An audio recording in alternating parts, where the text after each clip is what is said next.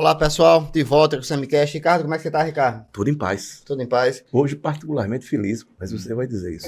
Ricardo, hoje a gente traz alguém do meio musical, não alguém só do meio musical, né? A gente traz alguém que está prestes a completar 50 anos de carreira, saiu daqui, de Alagoas, precisamente de Arapiraca, mas fez a carreira toda fora. Fernando Melo, como é que você tá? Tudo bem? Agora melhor ainda. Aqui com os queridos, meus queridos aqui. O Ricardo, a gente já tem uma história do primeiro honra, disco, né? Ter gravado. Acho que é o teu primeiro disco. Não é o primeiro não, mas quando apareceu a oportunidade que o Fernando estava aqui, disse, grava isso? Não, eu gravo. Acho que foi o Bagon que falou, eu gravo, fui lá pro estúdio. Uma bondade, assim, uma espontânea, caramba, eu não mereço, mas ele me deu esse presente. Para mim, e daí que se criou uma grande amizade, né? E você nem se fala, né, cara? Desde pequenininho, então, desde titio Fernando. O Fernando Melo é meu tio, é irmão do meu pai, né? E aí agora a gente está tendo essa primeira oportunidade, aqui, do lado do microfone, e você aí, tio. Mas eu queria começar com uma pergunta e daqui a pouco a gente faz uma conversa toda. Tá certo. É só explicando, o Fernando Melo vai completar 50 anos de carreira, música instrumental, jazz, tocou com tanta gente, tipo, eu não vou elencar, mas assim, vou sintetizar na figura do Hermeto Pascoal, um grande parceiro de vida, de música, festivais de jazz na Europa, na França, Suíça, no Brasil e tudo mais. E aí, de volta aqui para um projeto específico, a gente vai conversar sobre esse projeto, o projeto dos Oito Baixos, mas eu queria fazer uma pergunta específica à música instrumental. Né? Você sempre quis fazer música instrumental, desde o começo da carreira. 50 anos se passaram, você já passou por todas as fases possíveis e inimagináveis, pegou pandemia no meio. Hoje é mais difícil. Se uma pessoa tivesse que começar hoje a fazer música instrumental, hoje é mais difícil do que antes? Eu acho que hoje as possibilidades são outras, né? Antigamente a gente tinha pouquíssimos espaços, né? Materiais para pesquisar, para fazer uma boa música instrumental, escolas, essa coisa toda, então era uma coisa mais para o autodidata. Hoje a moçada toda tem todo esse aparato. O que é que eu quero fazer? Que tipo de música instrumental eu quero? Então, e pesquisar, né? Você entra na internet. Tem pesquisa na internet, ele não precisa nem sair de casa, ele pega o celular, vai lá no YouTube, vê o cara tocar. Antigamente a gente pegava o disco, colocava, ia buscar aquelas notas escutando o disco. Então, era uma coisa de trabalhar o ouvido para isso. De uma certa lógica, parte foi muito produtivo, porque a gente aprendeu a ouvir e buscar cada nota que estava lá. Conjuntos de baile, a gente colocava aquilo, o disco e a faixa. Cada um tinha o seu instrumento. E a gente tinha, de tanto praticar isso, a gente escutava só o instrumento que a gente queria. Conseguia escutar. Aquele instrumento. E tinha uma nota X, a gente trazia esse instrumento até você e você conseguia pegar. Foi nos bailes da vida que você começou E mesmo, hoje em né? dia não. Hoje em dia você tem as partituras, você tem o YouTube, você vê como o cara faz. Então isso tudo facilitou muito, né? E com isso também ganhamos bons músicos, né? Grandes músicos tocando. A molecada hoje está tocando muito bem. Se eu pegar um menino de 15 anos, ele pegar uma viola e vai detonar na minha frente, entendeu? E não teria esse otimismo seu, não. Né? Eu não teria esse seu otimismo, não. Mas não estou dizendo que não tem a possibilidade, mas não é fácil assim, não. Essa moçadinha nova, eles estão tocando bem porque tem exatamente isso a favor deles. Os né? mecanismos, os instrumentos. Tudo. Então, antigamente é tudo muito difícil. E na época existia uma coisa que era engraçado. Quem sabia a música, o neguinho não mostrava, não queria mostrar pra ninguém. Então o cara tocava meio escondido assim, entendeu? Que é para você não ver os acordes. Mas você faz um número que você esconde também o violão, né?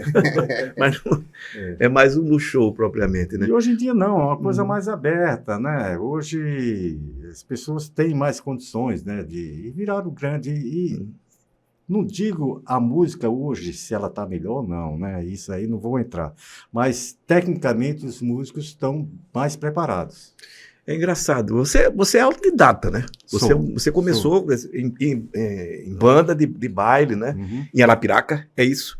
Não, Arapiraca, eu comecei, menino, eu gostava muito dos filmes de Elvis, então eu queria ser um Elvis. Por sinal, eu era muito parecido com ele na época. Então eu cantava. Mas depois melhorou. Aí eu cantava e dançava na porta do cinema e na porta da sorveteria Pinguim e na porta do cinema, né? Chegava em casa, ficava de castigo, né? Porque meu pai era político, né? E, porra, minha mãe, porra, você imagina, o filho de um político tá dançando e cantando na porta do cinema. Mas daí eu entrava de graça, né? Porque eu fazia minha gracinha lá e entrava para ver os filmes. Então comecei por aí. Depois a família muda para Maceió. E daí, aos 14 anos, começa a minha vida profissional, que daí começa a tocar em conjuntos de baile, entendeu? Tocava no Zinga Bar. Zinga. É um antigo Zinga Bar. Então, final de semana, a gente tocava sexta, sábado, né? E no domingo era mais cedo, mas sexta, sábado era... E era bem afastado, né? O Zinga Bar, Era da boemia, né? Da boemia, era de tudo Maceió. muito luz negra, ninguém via ninguém, aquela coisa dele. Esse para lá, quer dizer, eu não frequentei, não tive essa oportunidade. E esse para lá para namorar, né? Escondido. Exatamente. Era um lugar para se namorar escondido. Mas era um lugar muito legal, assim, de som, né? Foi uma época muito boa e comprava muito disco também. E eram bandas boas da década de 70, né? Uhum. E todo o dinheiro que eu ganhava lá era, no outro dia eu ia para Eletrodisco e na segunda-feira ir lá buscar meus discos. Uhum. Então o dinheiro que eu ganhava era para investir na música mesmo. Sempre foi assim. Mas chega um momento em que você decide, não, eu vou embora. Porque você já queria fazer música instrumental? Você queria ser músico profissional? Na verdade, né? eu criei um grupo chamado Cogumelos Atômicos. Tem por aí ainda. Mas isso era exatamente por a bomba atômica. Lembra da bomba atômica de Hiroshima? Claro, então a gente colocou cogumelos atômicos, né? Mas relacionado mais a isso, não o cogumelo batizados, o cogumelo de Pense nas crianças mudas telepáticas. Exatamente. E o grupo era formado por o Flor, que é o Cícero Vieira. Nossa, trabalhei com o Flor. E o Carlos Moura. Carlinhos também. Então, outra grande figura. Então a gente formou esse trio, que era mais ou menos baseada no Sá Rodrigues e Guarabeira. Que eles tinham acabado de lançar, aqueles discos maravilhosos. Então a gente vocalizava, era coisas vocais, né? Eu ficava mais na parte de ritmo instrumental e os dois cantavam muito bem, o Flo e o Carlos. E na véspera de ir para São Paulo, digo a véspera, mais uma semana mais ou menos antes, os dois se desentenderam. E o Carlos resolveu ficar. Eu os vi aqui num momento de desentendimento grave, seríssimo. E então eu fui com o Flor. E o Flor falou, não, cara, vamos viajar. A gente já estava tudo pronto para essa viagem, já estava preparado, já tinha fechado escola, não estava mais estudando nada, já tinha feito a cabeça da mamãe. Meu pai já tinha falecido, então foi mais fácil até, né? Aí a mamãe, não, tem lugar para ficar, tá tudo, não se preocupe. Coisa de mãe, né? Quer saber onde vai ficar, essa coisa toda. E o Flor foi um cara que me tirou daqui, né? Mas tirou com uma mentira que, graças a Deus, foi uma mentira que me levou a sair para ir para São Paulo. Falou, não, cara, lá tem lugar para ficar, conheço o Paulo Otran, Karen Rodrigues, aí, pô, desfilou só artistas. Essa é a cara dele, viu? Desfilou só artistas. Aí, quando a gente baixou da rodoviária, que é a antiga Estação da Luz, ele falou, cara... Lugar bonito. Não conheço Paulo Otran, não conheço ninguém. E tinha, em frente, assim, tinha uma rua que é Rangel Pestana. Essa rua é famosa por acolher nordestinos. Lá tem muito de pensão. Então, tinha um pouquinho de dinheiro, a gente foi para essa pensão aí, ficamos durante um mês. Eu tinha contato, na verdade, que a minha avó tinha me dado, de um parente, a família, que era presidente da aviação brasileira. E Só que quando a gente chegou, ele estava em férias. Um mês depois ele chegou, eu fui morar lá e daí a história começa aí. E de lá eu conheci o Luiz, eu fui na casa da Karen já Rodrigues. Tocava, né? É. Você já tocava quando conheceu o Luiz, você já tocava eu já em São Paulo mesmo, né? Já tocava, mas não era um violonista. Eu levei o contrabaixo, que era contrabaixista. E tinha um grupo que o Luiz e o Armando... Melhores ouvidos da música são os contrabaixistas. E o Luiz tinha um grupo que estava precisando de um baixista. E esse que tinha um... Aí a Karen Rodrigues começa a aparecer, porque esses dois amigos que o Flo conhecia, que eram o Almir e o Fernando, que não se encontra mais, muita gente, Fernando Cirqueira, ele e o Almir eram namorados da Karen Rodrigues. Você vê como as coisas vão. E de repente a gente foi para a casa da Karen Rodrigues. E daí eu conheci o Luiz, e daí a gente formou um grupo chamado Boiçucanga. Eu tocava baixo, era mais ou menos em cima do Yes, aquela coisa. A gente era fazia rock progressivo. Rock progressivo, mistura. E Yes tinha muita coisa de violão, aí a gente saía do baixo, guitarra, ia para violão. E começou por aí. Desfeito o grupo, então eu e o Luiz, a gente resolveu investir no violão. E saímos pela estrada. Fizemos uma viagem de 1 ano. Encontramos Você é um aventureiro, né? Daqui a É. pouco a gente vai falar da história dele com a viola, né? Aprender a tocar viola. E engraçado ousado, que a gente, nessa viagem, a gente encontrou a equipe, a trupe do Cacá Diex, filmando Bye Bye Brasil. Nossa. E parecia que estava filmando a nossa vida. Lembro aqui, filmando aqui, né? Tem alguns amigos que trabalharam, inclusive, no filme, no Bye Bye Brasil. Né? Pajé, Daniel, da minha turma. Aí foi isso. De noite. E aí criaram o Duofel, não é isso? Aí a gente criou o Duofel, viajamos durante o ano, tocando, vimos parar aqui, que a ideia era essa viagem toda, vim para cá. E aqui o Luiz ficou até comigo até 1 ano. 1 ano nós ficamos por aqui. Aqui ficou sendo a nossa sede. A gente escolava alguns lugares, ia para Aracaju, ia para as regiões aí, fazer os showzinhos. Marcava o barzinho, ia para lá, voltava para Maceió, depois ia para outro lugar, voltava, ia para Campina Grande, voltava, e assim foi. Sempre fizeram uma música muito eclética, né? Música popular brasileira, jazz, né? E o jazz colocou vocês nesses festivais pelo país e fora do Brasil também. Também. É isso? Aí, isso bem depois que a gente voltou, né? Porque tinha uma dificuldade na época de se gravar um disco. Hoje em dia isso não é mais, né? Hoje você pode produzir. Antigamente não tinha nem como você gravar um disco, a não ser que fosse pela gravadora. Porque ninguém ia fazer um vinil para você, como hoje se faz. Estúdio também era muito caro, né? Tudo era muito caro. Isso tudo era restrito às gravadoras, né? Não existia essa parte comercial. Hoje em dia você grava o que você quiser, você manda fabricar um disco, faz 300 cópias, faz 200. Faz. Faz em casa, tranquilo. CD, tudo. Não, antigamente era tudo através de uma gravadora. Se você não tivesse a gravadora, você não conseguia. E tinha a máxima de 10 anos. Esse é o primeiro? Esse é o primeiro, que é As Cores do Brasil. Cores do Brasil. Que é um belo trabalho, né? Esse já foi com uma outra capa. A capa do vinil é uma capa diferente. Esse já nasce maduro, viu? Que ano é isso? Isso é, acho que 80, alguma coisa assim, né? Vocês tinham quantos anos de carreira já? São Paulo, março de 1900. Esse aqui é 80. 1980. Isso 80. É isso aí. A gente já tinha 10 anos. O que tinha máximo é o seguinte: você tem que levar 10 anos para gravar o primeiro disco. Chegou os 10 anos e a gente conseguiu gravar o nosso primeiro disco, entendeu? Aí pintou a oportunidade na Eldorado, que estava lançando, a Rádio Eldorado lançou um selo. Lançou um selo para artistas novos. Lembro também esse selo. Aí a gente foi parar na Eldorado, conseguimos gravar que era ligado ao Estadão, né? Eldorado, era né? no mesmo prédio. Mesmo prédio, né? Então, lá a gente conseguiu gravar o primeiro disco. Finalmente. E daí a gente se profissionalizou, né? Com o primeiro disco, você só era um profissional se tivesse o primeiro disco. E foi muito bom isso aí pra gente, porque daí deu uma força, né? Até que enfim a gente conseguiu, depois de 10 anos a gente conseguiu. Autoestima, vai lá pra cima, né?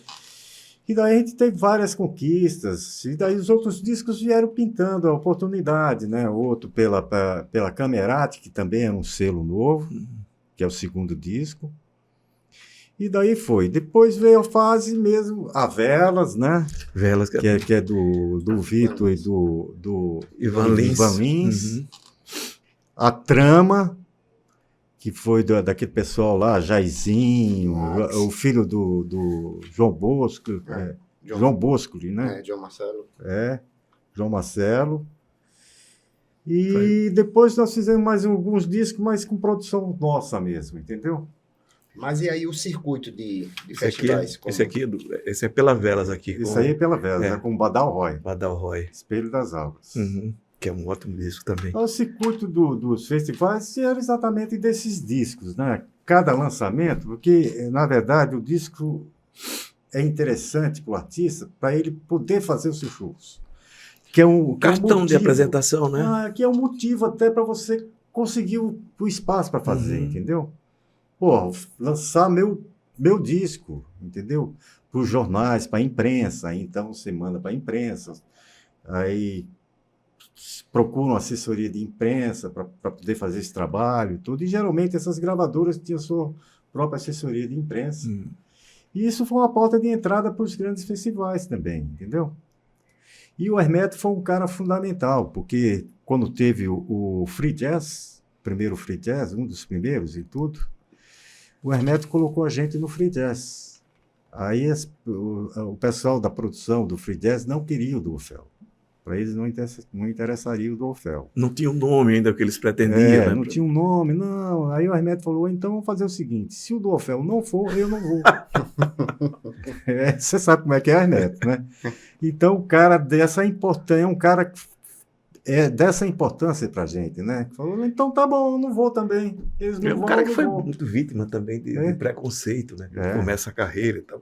Ele chegou albino, né? Então era aquela história. Depois não, ele criou o tipo, né? O tipo já começou a chamar a atenção. Mas no começo, ele tocando no festival, o Festival da Record, né? Para a música. Prepare o seu coração. Que eles fazem Geraldo André lá, André, disparada. Né? Disparada, né? E faz a apresentação belíssima. O Ayrton Moreira, né? Que era um quarteto. Não, aí era um quarteto fantástico. Quarteto novo. Quarteto novo, exatamente. Coisa antiga, mas boa. Mas é fantástico. Você falou da história do Luiz. Quem viu, e eu vi, Carlinho também viu, certeza absoluta, shows de vocês beiravam a perfeição, né? Era uma coisa absolutamente simétrica, ali não tinha possibilidade de erro, de que ninguém criasse a expectativa de um, né, atravessar o outro. É trabalho mesmo. É trabalho. Dureza, é todo suor. Dia porque a gente achava aí um desrespeito levar alguma coisa para o palco que não tivesse madura suficiente, tivesse pronto para aquilo, entendeu? Então a gente via que as pessoas saíam de casa para trabalhar e a gente tinha que fazer a mesma coisa com a música.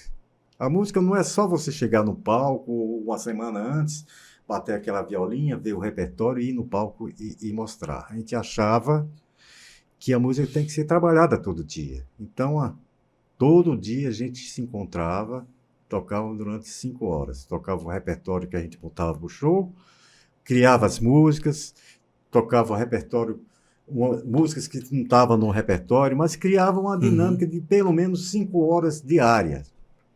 Então a gente tinha uma excelência, entendeu? Quando ia para o palco, a gente tinha uma tranquilidade.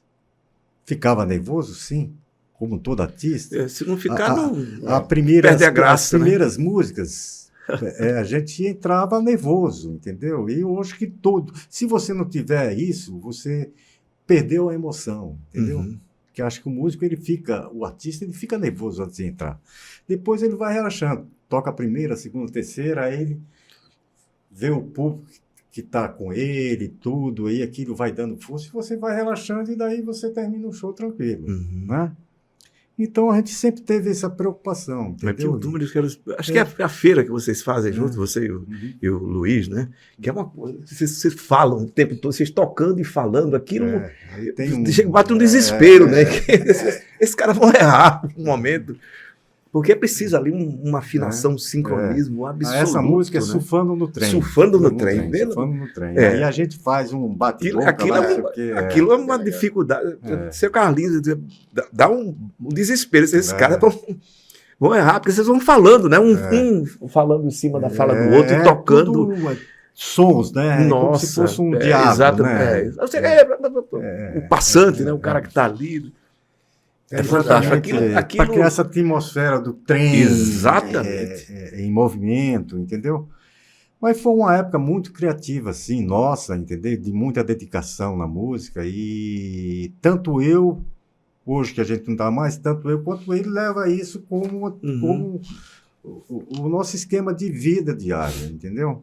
Eu todo dia toco a minha viola, passo o repertório, depois tem uma parte de criação. Tocar um pouquinho a viola, a gente volta a conversa. Pois não? Toque aí um número na viola. Então, eu vou fazer o seguinte, a gente está falando de Arapiraca da Feira.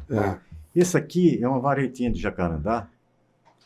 Isso aí não foi criado pela gente, mas a gente divulgou essa varetinha. Isso foi criado pelo Stênio Mendes. Stênio Mendes era sobrinho do Paulinho Nogueira. Grande violonista, na professor verdade, nem de tantos... ele, era o pai, o irmão do Paulinho Nogueira. Era um cara muito criativo, ele fazia umas coisas malucas como essa, muito simples, né? Mas eu vi com vocês, não vi com ele. Aí a gente pegou isso para divulgar, entendeu? A gente pediu permissão pro Stênio, que era o filho. Cara, a gente gostou tanto, a gente pode usar? Não, pode, meu pai ia adorar ver vocês divulgando isso. Então ela tem esse sonzinho aqui, ó.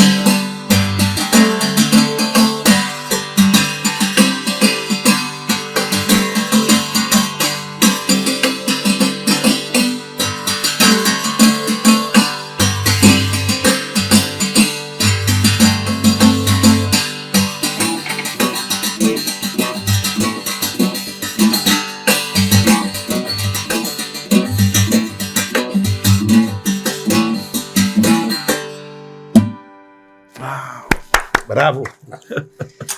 Fernando, essa história...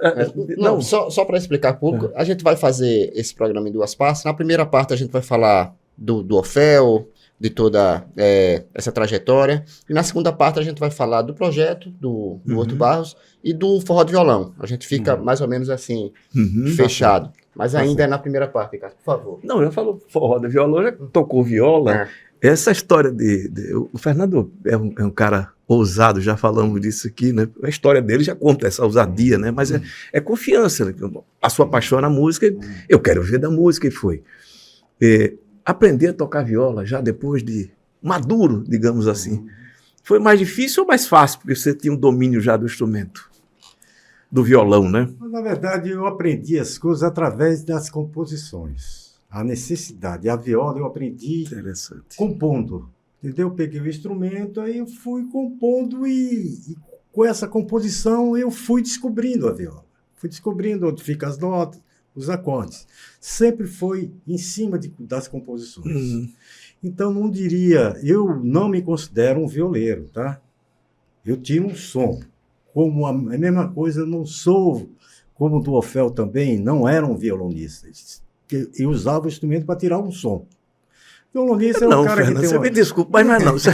Vocês são dois grandes violonistas. Não, e o seu tudo trabalho bem, com a viola gente também. trabalha para que não seja uma coisa Que não é violonista, menor. somos eu e Carlinhos. Nós não somos, né? Não é vocês. Então a viola veio para isso, eu fui descobrindo através disso, entendeu? Através das composições.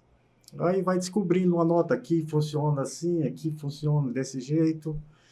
E sempre estudando muito, né? Porque daí há um interesse pelo instrumento, quando você se interessa pelo instrumento, você vai fundo, vai achando as coisas, entendeu? As afinações são afinações diferentes. Eu sempre quis nunca fazer o tradicional, sempre as afinações que não são tradicionais. Tem várias afinações de viola, né? Tem... A viola é um dos instrumentos que tem mais afinação, né? Cada região traz uma afinação diferente. Do país. Entendeu? A do Nordeste é uma, do Centro-Oeste é outra, né? Então, conforme a necessidade, a convivência dessas pessoas, geralmente são pessoas que tocam viola, são pessoas simples e que tem essa coisa do povo, do que ele sente, entendeu? Então, vem a viola, é uma coisa meio de feira, né? Aqui no Nordeste, os serpentistas, né? Então... que é fantástico, tudo bem, não é aquela viola trabalhada, né? Mas aquela porque viola tem uma ligação com a própria poesia, né? O com cordel, né? O cordel, então é para se acompanhar. E tem os grandes violeiros, né? Roberto Correia, esses caras são os caras que... Almir Sater hoje, né? Eu toquei com o Almir Sater há muito tempo. Que coisa boa. O Almir Sater eu toquei muito tempo. E você vai aprendendo com essas pessoas também, você vai convivendo, você vai aprendendo, entendeu? E é um instrumento que eu me apaixonei. Eu gosto muito. Hoje eu toco por 3 instrumentos: violão de aço, 6 de aço, violão de 12 cordas e a viola. Que são diferentes, 12 cordas com a viola. Tem alguma sonoridade semelhante, mas tem ou é um equívoco meu? Bem diferente, bem diferente. Por causa do corpo. Então você tem razão. O corpo do violão de 12 cordas é um corpo de violão grande, entendeu? O da viola é um corpinho pequenininho, é uma mocinha bonitinha, entendeu? O outro é um machão, sabe? O 12 cordas e a viola traz isso, essa coisa mais delicada, né? O violão de 12 cordas é mais... encorpado. Encorpado, né? Então já tem essa facilidade de ser cordas duplas. Então, esse foi um facilitador para mim, para viola, para tocar viola. Que eu já vinha com o violão de 12 cordas, cordas duplas, então já tinha... Mas vocês se apaixonaram? Vocês se apaixonaram, Sim, você pela viola, ela por você? Ela não largava do meu pé, não sabia o que fazer.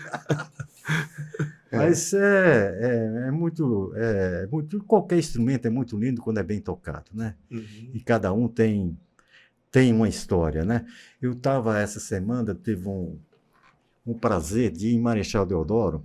Lá está tendo não é um concurso, mas é um encontro de retretas, de bandas, né?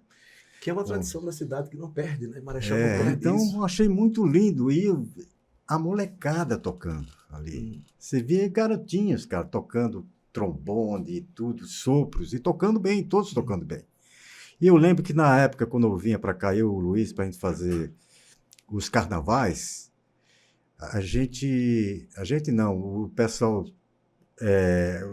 de orquestra ia tudo em Marechal Deodoro pegar esses meninos para compor as orquestras de Marechal e Traipu, na região do E São era Francisco. muito lindo, porque tinha um cara que era um alfaiate chamado Bal, na minha época, e ele era um alfaiate muito bom na cidade, ficava ali no centro.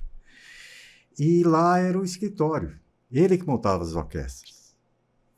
Ele montava as orquestras e mandava chamar todo, que ele conhecia todo mundo. Ele montava a orquestra, você vai tocar na cidade tal, você é orquestra tal. E eu ligava de São Paulo para ele, eu falava, cara, eu estou indo para Maceió, eu quero fazer carnaval. Aí ele falou, você já está escalado para a orquestra tal.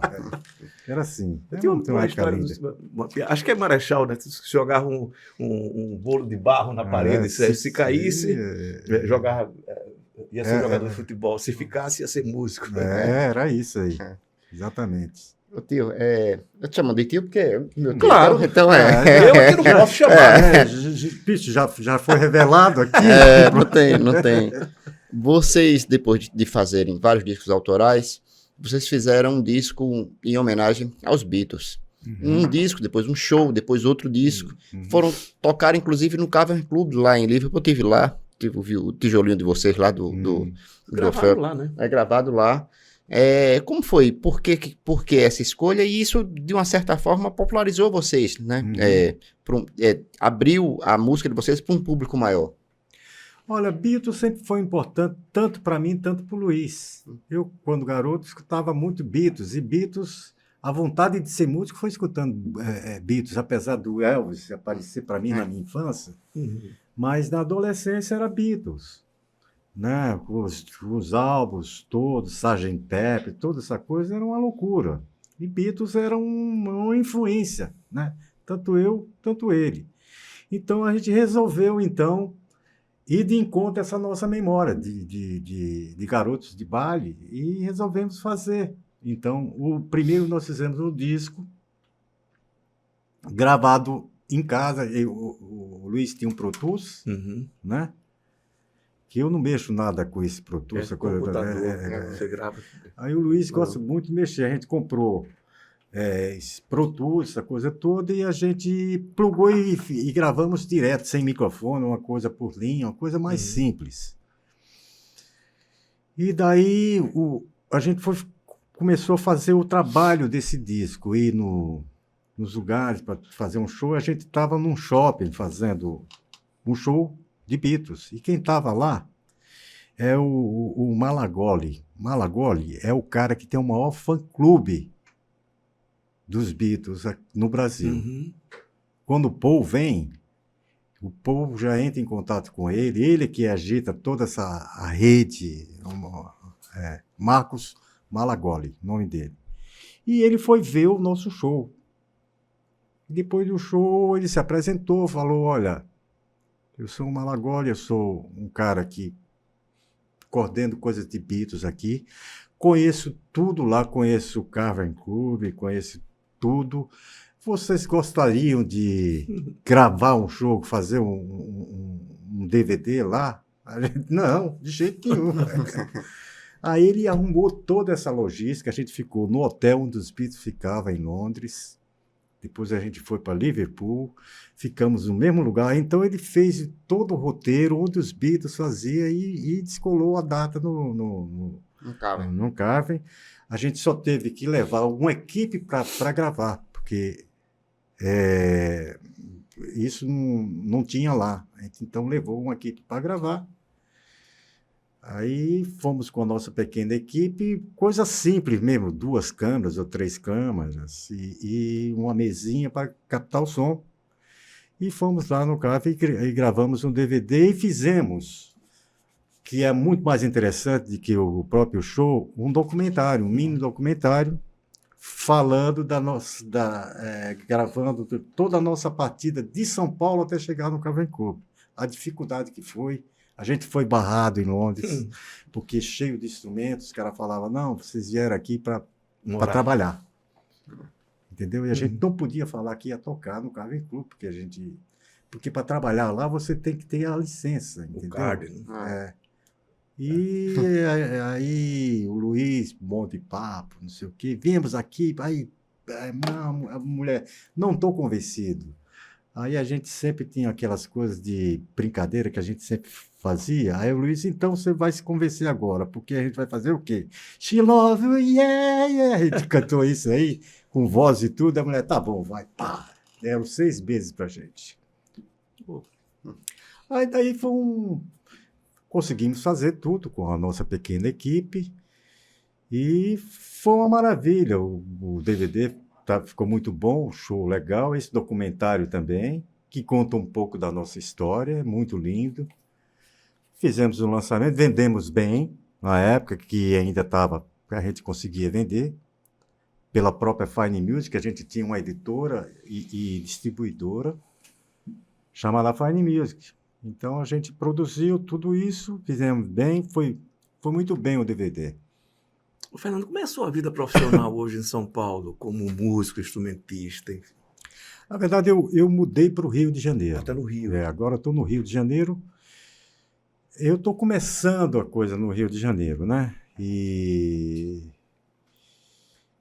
o Rio de Janeiro não é muito fácil, não, porque é diferente de São Paulo. São Paulo abre para as pessoas, vive de braços abertos, entendeu? Porque como chega gente de tudo quanto é região, já está acostumado com esse tipo de coisa. Rio de Janeiro é uma coisa mais fechada. Então você tem que conhecer pessoas de lá, através dos músicos e artistas de lá, aí você vai conseguindo tocar. Aí tem pessoas que estão me ajudando. Carlos Malta era o cara que era do grupo do Hermeto Pascoal, tocou durante muito tempo, né? É flautista, toca sopro geral. Robertinho Silva foi um cara que tocou com a metade da MPB, Simone, qualquer disco, e participou do Clube da Esquina, né? Milton Nascimento e tudo. Então, esses dois caras estão abrindo as portas para mim. Eu, antes de vir para cá, fiz um show com o Carlos Malta, num espaço lá, mas são poucos espaços que tem no Rio de Janeiro. Para música instrumental, né? Para música instrumental. Funk, samba. Na verdade, né? Para música geral, são poucos espaços, né? Para samba, se toca em tudo quanto é lugar. Vai no boteco desse aí, tem samba. Põe uma cerveja lá e já rola o samba, né?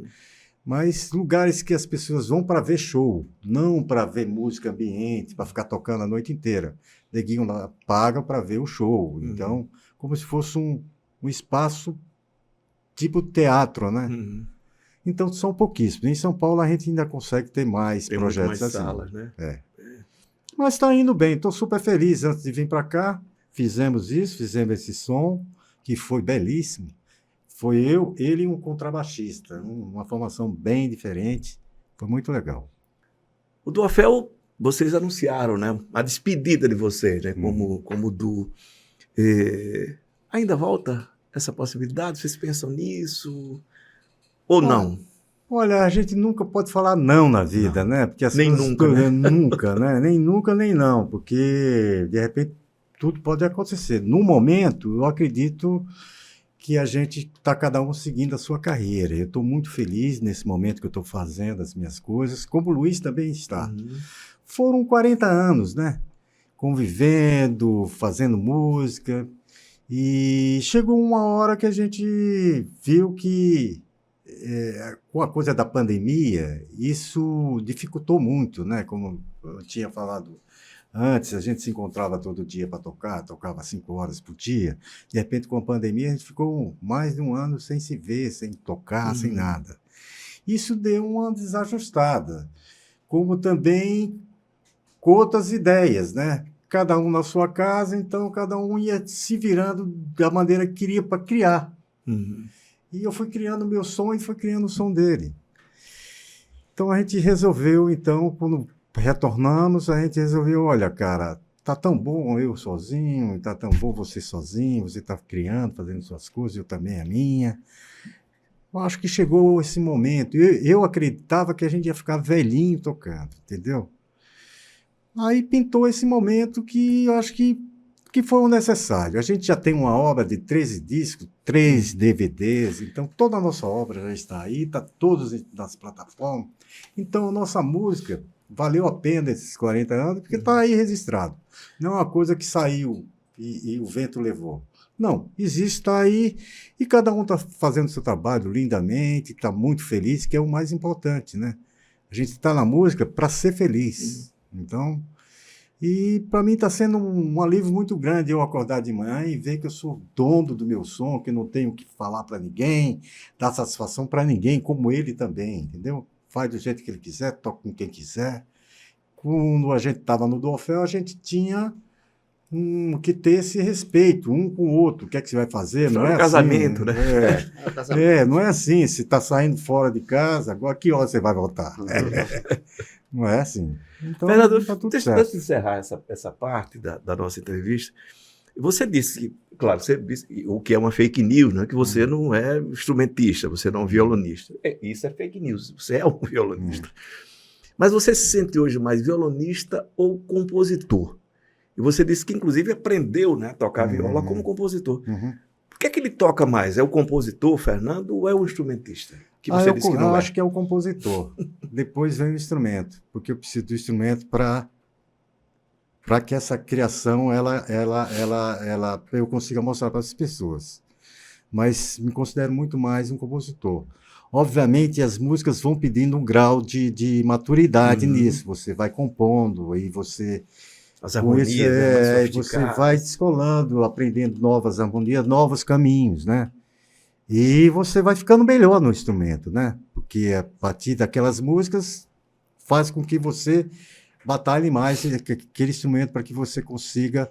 Mas eu me considero muito mais compositor do que instrumentista, porque o instrumentista, um violonista, um violeiro, ele tem que ter a habilidade de tocar outras músicas também, entendeu? É o cara que toca qualquer tipo de música, chega lá e não sei o quê, que não é o meu caso. O violonista também, o cara pega um Baden-Powell, pega não sei o quê. Eu posso até pegar uma música do Baden-Powell, mas eu sou um cara que eu não consigo tocar assim. Se pedir uma música, eu vou tocando.